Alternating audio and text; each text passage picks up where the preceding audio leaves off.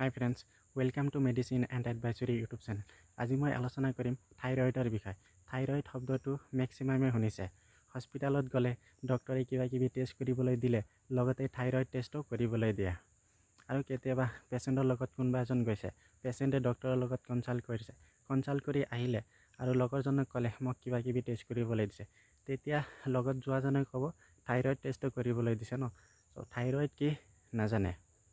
মই এই ভিডিঅ'টোত থাইৰয়ডৰ বিষয়ে সকলো কথা আলোচনা কৰিম, গতিকে ভিডিঅ'টো শেষলৈকে চাই থাকক। আমাৰ শৰীৰত বহু ধৰণৰ গ্লেণ্ড আছে। Thyroid one type of gland. ই ডিঙিৰ মাজৰ অংশত থাকে। থাইৰয়ড হৰমন ৰিলিজ কৰে। T3 আৰু T4 নামৰ হৰমন ৰিলিজ কৰে। এই হৰমন আমাৰ শৰীৰত বেসেল মেটাবলিজমক ৰেগুলেট কৰে আৰু ইয়াৰ কাম আছে। এই ৰেগুলেট কেনেকৈ কৰে? আমাৰ শৰীৰত TSH নামৰ আৰু এটা হৰমন আছে যি পিটুইটাৰী গ্লেণ্ডৰ পৰা ৰিলিজ হয়, ইয়াক কণ্ট্ৰোল কৰে। থাইৰয়ড বেমাৰ দুই প্ৰকাৰ, হাইপোথাইৰয়ডিজম আৰু hyperthyroidism. Hypothyroidism deficiency of thyroid hormone secretion বা থাইৰয়ড গ্লেণ্ডৰ এক্টিভিটি কমি যায় বা সিম্পলকৈ T3 T4 লেভেল কমি যায়, TSH লেভেল বাঢ়ি যায়। হাইপোথাইৰয়ডিজম হৈছে বুলি কেনেকৈ গম পাব?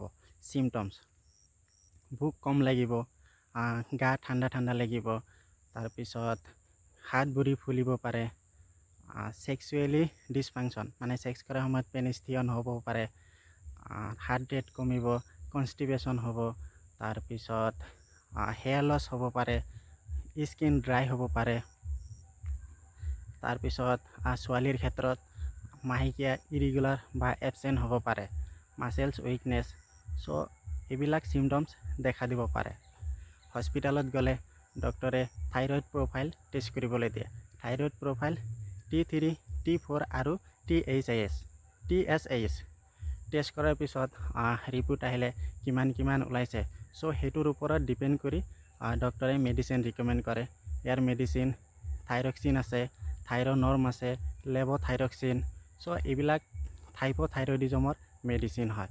চ' টেষ্ট কৰাৰ পিছত ৰিপোৰ্টত কি আহিব সেইটো হিচাপত ডক্টৰে কিমান ড'জৰ মেডিচিন লাগে, চ' সেইটো হিচাপত ৰিকমেণ্ড কৰিব। আৰু মেডিচিন খালে হাইপোথাইৰয়ডিজমৰ প্ৰব্লেমটো এইটো কণ্ট্ৰলত আহি যায়। হাইপাৰথাইৰয়ডিজম এক্সেচিভ থাইৰয়ড হৰমন সিক্ৰেশ্যন হ'ব বা সিম্পলকৈ T3 T4 লেভেল বাঢ়ি যাব, TSH লেভেল কমি যাব।